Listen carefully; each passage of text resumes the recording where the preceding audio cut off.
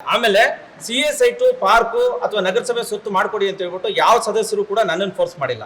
ನನಗೆ ಫೋರ್ಸ್ ಬಂದಿರೋದು ಏನು ಅಂತ ಹೇಳಿದ್ರೆ ಯಾವುದೋ ಒಂದು ಇಂಟೀರಿಯರ್ ಇರುತ್ತೆ, ಅಲ್ಲೊಂದು ಅಗ್ರಿಮೆಂಟ್ ಖಾತೆನೋ ಬಿಡಿ ಸರ್, ದಯವಿಟ್ಟು ಸರ್ ಅಂತದ್ದು ಅಗ್ರಿಮೆಂಟ್ ಇನ್ನೊಂದು ಇದ್ದಾಗ ಸರ್ ಯಾರ್ದೋ ಬಡವ್ರದಿದೆ, ಇರ್ರೆಗ್ಯುಲಾರಿಟೀಸ್ ಇಲ್ಲ ಅಥವಾ ಅವ್ರದ್ದು ಟೈಟಲ್ ಇಲ್ಲ, ದಯವಿಟ್ಟು ಇದನ್ನ ಮಾಡ್ಕೊಡಿ ಅಂತ ಹೇಳ್ಬಿಟ್ಟು ಒತ್ತಡ ಬಂದಿದೆ 100%. ಅದು ಮುರಳಿಗೌಡರು ಕೂಡ ಮನೆ ಹೇಳಿದ್ದಾರೆ ನನಗೆ, ಈ ತರ ಸುಮಾರು ವರ್ಷಗಳಿಂದ ಇದ್ದಾರೆ ಸರ್, ಟೈಟಲ್ ಇಲ್ಲ ಮಾಡ್ಕೊಡಿ ಅಂತ. ಅದು ಯಾವುದೇ ರೀತಿ ಬೇರೆ ಉದ್ದೇಶ ಇರೋದಿಲ್ಲ, ಸಾರ್ವಜನಿಕ ಹಿತ ದೃಷ್ಟಿಯಿಂದ ಅವರು ಹೇಳಿರ್ತಾರೆ, ನಾವು ಹೇಳಿರ್ತೀವಿ. ಇಲ್ಲಿ ಯಾವುದೇ ರೀತಿ ಬೇರೆ ನನ್ನ ಏನು ಆರೋಪ ಮಾಡ್ತಾ ಇಲ್ಲ. ಎಲ್ಲಾ ಸದಸ್ಯರು ಕೂಡ ಗೌರವಾನ್ವಿತ ಸದಸ್ಯರು ಇರ್ತಾರೆ, ನನ್ಗೆ ಯಾರ ಬಗ್ಗೆ ಏನೂ ಇಲ್ಲ. ನನಗೆ CA ಸೈಟು ಪಾರ್ಕು ಮಾಡ್ಕೊಡಿ ಅಂತ ಕೂಡ ಯಾರು ಹೇಳಿಲ್ಲ. ಸಣ್ಣ ಪುಟ್ಟ ಇರ್ರೆಗ್ಯುಲಾರಿಟೀಸ್ ಇದ್ದಾಗ ನನ್ನ ಮೇಲೆ ಒತ್ತಡ ತರ್ತಾ ಇದ್ದಾರೆ ಅಂತ ನಾನು ಹೇಳಿದೆ.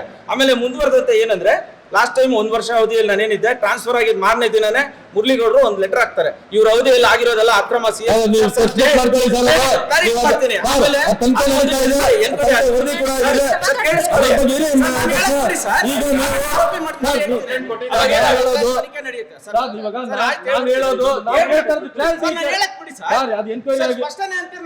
ಅವಕಾಶ ಕೊಡಲ್ಲ. ನಾನು ಏನ್ ಸರ್ ಮಾತಾಡೋದು ಸರ್, ದಯವಿಟ್ಟು 5 ನಿಮಿಷ ಏನಾಗುತ್ತೆ ಅಂದ್ರೆ 1722 ಫೈಲ್ಸ್ ಐಡೆಂಟಿಫೈ ಆಗುತ್ತೆ.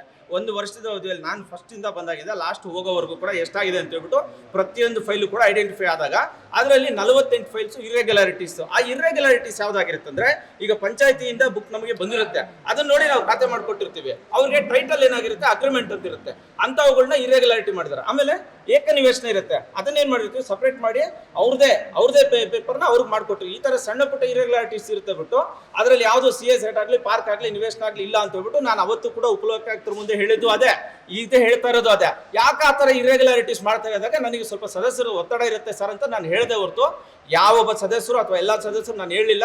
ದಯವಿಟ್ಟು ಎಲ್ಲಾ ಸದಸ್ಯರಲ್ಲಿ ಕ್ಷಮೆ ಇರಲಿ, ನಾನೇನೇ ಆ ತರ ನಿಮ್ಗೆ ಅನ್ಯತಾ ಭಾವಿಸ್ಬೇಡಿ, ದಯವಿಟ್ಟು ನಾನು ವೈಯಕ್ತಿಕವಾಗಿ ಮಾಡಿಲ್ಲ.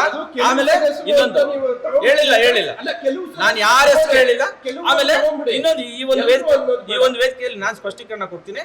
ಕಂಪ್ಲೀಟ್ ಏನ್ ಫೈಲ್ಸ್ ಆಗಿದೋ ಅಷ್ಟು ಫೈಲ್ಸ್ ನ ಎನ್ಕ್ವೈರಿ ಮಾಡ್ಲಿ. ನಾವು ಆತರ ಏನಾದ್ರು ಇರ್ರೆಗ್ಯುಲಾರಿಟೀಸ್ ಮಾಡಿದ್ವಿ ಅಂದ್ರೆ ಡಿಪಾರ್ಟ್ಮೆಂಟ್ ಇಂದ ಎನ್ಕ್ವೈರಿ ಆಗುತ್ತೆ, ಅದೇನಾಗುತ್ತೆ ಅದಾಗುತ್ತೆ, ಅದನ್ನ ಫೇಸ್ ಮಾಡಕ್ ನಾವು ಸಿದ್ಧ ಇದ್ದೀವಿ. ಅಷ್ಟೇ ಹೊರತು ಇದರಲ್ಲಿ ಏನು ಬೇರೆ ಭಾವನೆ ಇಲ್ಲ, ದಯವಿಟ್ಟು ಅರ್ಥ ಮಾಡ್ಕೊಳ್ಳಿ. ಆಮೇಲೆ ಅವತ್ತು ಹೇಳ್ಬಿಡ್ತೀನಿ, ಅದಾದ್ಮೇಲೆ ಏನಾಗುತ್ತೆ, ನಾನು ಮುರಳಿಗೌಡರನ್ನ ಭೇಟಿ ಮಾಡ್ತೀನಿ. ಏನ್ ಸರ್ ನಮಗೂ ನಿಮ್ಗೆ ಏನ್ ಸರ್ ಹೇಳ್ಬಿಡ್ತೀನಿ. ಮುರಳಿಗೌಡರು ನೋಡಿ ಸರ್, ನಾನೊಂದು 4 ಖಾತೆ ತಂದೆ ಮಾಡ್ಕೊಟ್ಟಿದ್ರೆ ನಾನು ಯಾಕೆ ಸರ್ ಮಾತಾಡ್ತಾ ಇದ್ದೆ ಅಂತ ಹೇಳ್ಬಿಟ್ಟು ನಾನು ಹೇಳಿದೆ. ಅದು ಸೆಕೆಂಡ್ರಿ. ಇವಾಗ ನೋಡಿ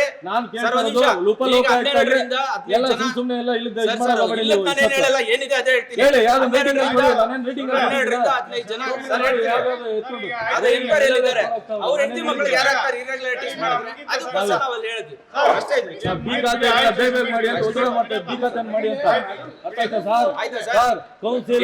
ಹೇಳಿದ್ದೀನಿ ನಾನು ಫಸ್ಟ್. ಇದು ಸುಳ್ಳು ನಾನೇನಾದ್ರು ಹೇಳಿದ್ರೆ ಭಗವಂತ ಇದ್ದಾನೆ, ಸುಳ್ಳು ಮಾಡ್ತಾರೆ, ಅವ್ರು ಅನುಭವಿಸ್ತಾರೆ.